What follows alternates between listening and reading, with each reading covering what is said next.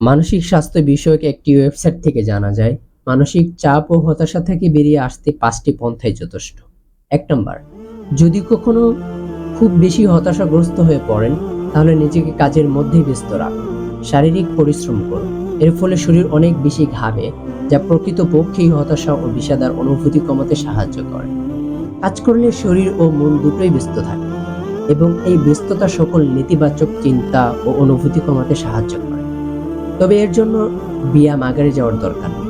প্রতিদিন সকালে জগিং করা অথবা বারবার সিঁড়ি দিয়ে ওঠানামা করলেও কার্যকর ফলাফল পাওয়া যায়। ২ নম্বর, ঠিকমতো খান ও ঘুমান। অধিক খাওয়া ও ঘুম চাপ কমায়, এটি সম্পূর্ণ ভুল ধারণা। বরং অধিক খাবার খাওয়া শরীরের ক্ষতি করে, দুশ্চিন্তা আরো বাড়িয়ে দেয়।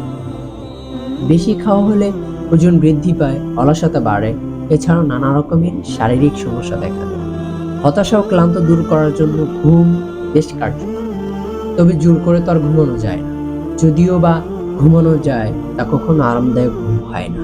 সেক্ষেত্রে ধ্যান, কোরআন তেলাওয়াত শোনা বা পছন্দের লেখকের বই পড়া যায়। এতে মনোযোগ বিচ্ছিন্ন হয়, যা হতাশা দূর করতে সাহায্য করে। ফলে মনে স্থিরতা আসে ও রাতে ভালো ঘুম হয়। ৩ নম্বর, বিরতি নেওয়া। হতাশার প্রভাব পড়ে সম্পূর্ণ জীবনযাত্রার উপরে। যদি খুব বেশি একঘেয়ে লাগে অথবা যদি মনে হয় এভাবে আর চলছে না, তাহলে গতানুগতিক জীবনযাত্রা থেকে খানিকটা বিরতি নিতে পারেন। এর জন্য যেতে পারেন ছোট ছোট কোনো ছুটিতে, অথবা একদিনের জন্য বন্ধু বান্ধবের সঙ্গে সময় কাটান। চাইলে একা লং ড্রাইভে যেতে পারেন, অথবা নিজের পছন্দসই কোনো খাবার তৈরি করে খেতে পারেন, যা করতে ভালো লাগে, স্বাচ্ছন্দ্য অনুভব করেন, তাই করার চেষ্টা করেন। একটা গতানুগতিক জীবনে আনন্দ দিবে, যা হতাশা কমাতে সাহায্য করে। ৫ নম্বর, পারফেক্ট হতে চাওয়ার দরকার নেই। মানুষের জীবনের অধিকাংশ সমস্যা মানুষ নিজেই তৈরি করে।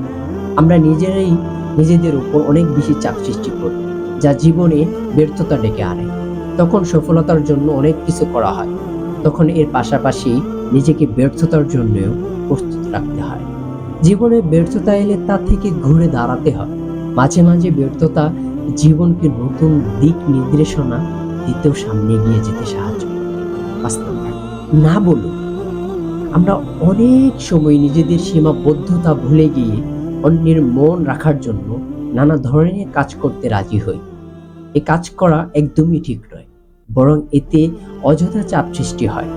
তাই যদি কোনো কাজে মন সায় না দেয় অথবা কাজটি করতে আগ্রহী না থাকেন, তবে তা পরিষ্কারভাবে জানিয়ে দিন। এতে জীবনে হতাশা কম দেখা দেয়, অনেক মানসিক সমস্যা থেকে মুক্তি দিতে